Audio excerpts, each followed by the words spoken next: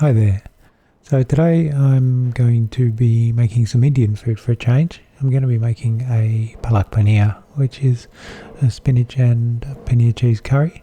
Vegetarian for those who eat dairy, so lucky you. First up, I'm going to get the spices ready. 3 additions of spice to this dish. First is the tempering spice, which goes in the oil at the start. Basically you flavour the oil in which you fry the onions and the rest of the ingredients. Some bay leaves, some cinnamon, some cardamom and some black pepper. Pretty simple.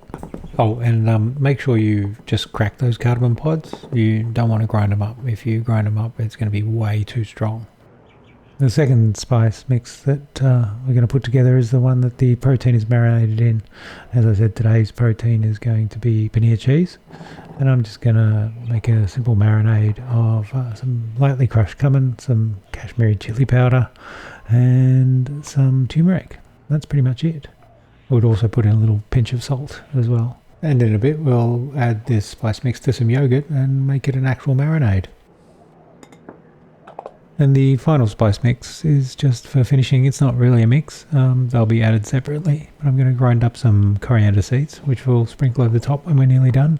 And then there'll be a later addition of some garam masala just before we're ready to serve. That's it. So here's the paneer. You can buy it from a shop or you can make it yourself. This is one that I made, and the video of me making it is just above there. You can click that link and go and buy some milk and make yourself some cheese. It's very, very easy. And whether you choose to make it yourself or buy it, the best way I know to make cheese better than cheese is to deep fry it. Look at that. Okay, a couple of caveats here. First of all, you have to make sure that your cheese is really dry. You pat it dry with a paper towel before you chuck it in that oil, because it will spit like a wharfie if you don't. Oh, hang on, just putting together the marinade here. So 3 tablespoons of yogurt, good full fat yogurt, and those marinating spices mixed up.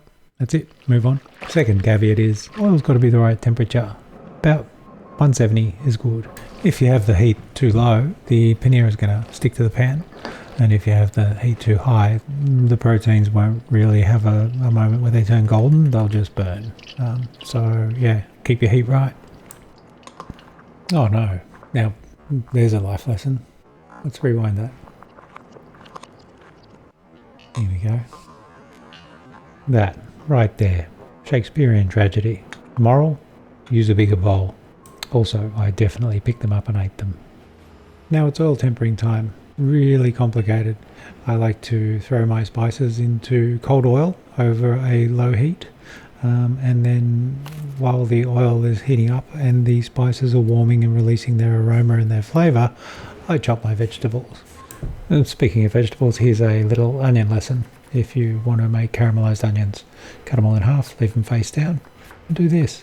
Not too thick, not too thin, all the way to the middle, flip it forward, slice it again until it's all gone, and that is it. Rinse, repeat. No tears, easy peasy. Look at that. And now you just simply dump those onions into the oil and we're on our way to making a curry. And what's a curry without some chilli? I would have put a couple in, but I only have one. The long green chilies, they release a bit of warmth throughout the curry. Just leave them whole. You don't have to cut them up. I mean, you can cut them up if you want to, but there's no reason to. And just be mindful that while you're prepping all your veggies, so keep an eye on that pot, because those onions will start to brown and stick. But we've got special measures which we take care of that if that situation eventuates. But right now I'm making some garlic and ginger paste. It's like half a handful of both garlic and ginger, and we just chuck it in a mortar and pestle with some salt, pound it. And you can make this as rough or as smooth as you like. I like it sort of in the middle, because why not? Just add a little bit of whey there to the mortar and pestle so I can rinse it out and get all of the garlic and ginger flavour, and also use the whey as a stock instead of water. Waste not, want not. Okay, tomatoes, just chop them up. I don't think I really need to give a tomato chopping lesson.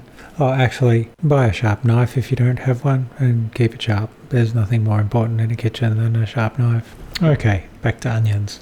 There we go, that was the secret solution if your onions start to stick. Deglaze with some whey, and just let that reduce back down again. Keep moving around every now and then. And once you're satisfied with how brown it is, you add your garlic and ginger paste. Move that around a bit until the ginger and garlic aroma starts to round out, and just chuck in your chilies. Let that all sweat for a bit, then throw the tomatoes in. And now you're going to spend a bit of time waiting for those tomatoes to break down. The first thing they'll do is release their liquid. You kind of want that liquid to leach out of the tomatoes and then they'll collapse. And all you need to do is keep an eye on it while that liquid slowly evaporates and the oil splits back out. Once that's happened, you're ready to add your coriander. Your garam masala can follow straight after that. Mix it in and get that all nicely combined, and then it's time to put our paneer into our curry. Add some whey to loosen it up and be very gentle from here on in, because that paneer can break if you're too rough with it. Right about now you want to add about a teaspoon of salt and let that stew on a low heat for about 5 minutes. While that's ticking over, we can move on to the spinach. You simply want to behead it and keep the heads.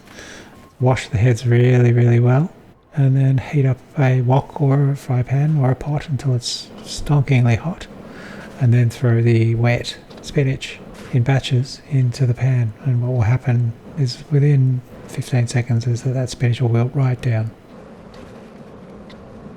And all you do now is chuck it into a blender and make it go round until it's a puree. That's it, right there. Take that and tip it into your curry. Oh, hang on, gotta rinse that out a little bit. Geez, that way's handy. And lo and behold, look at that. That is a green curry. That looks like what you get in a restaurant, doesn't it? It's not the most beautiful thing in the world, but man, it tastes so good. Okay, let's finish up with a couple of teaspoons of garam masala and a small handful of fenugreek leaves.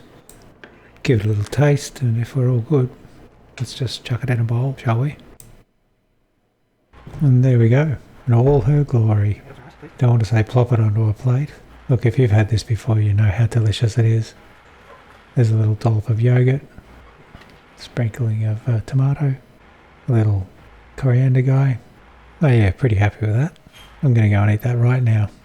Cheers, thanks for watching. Bye.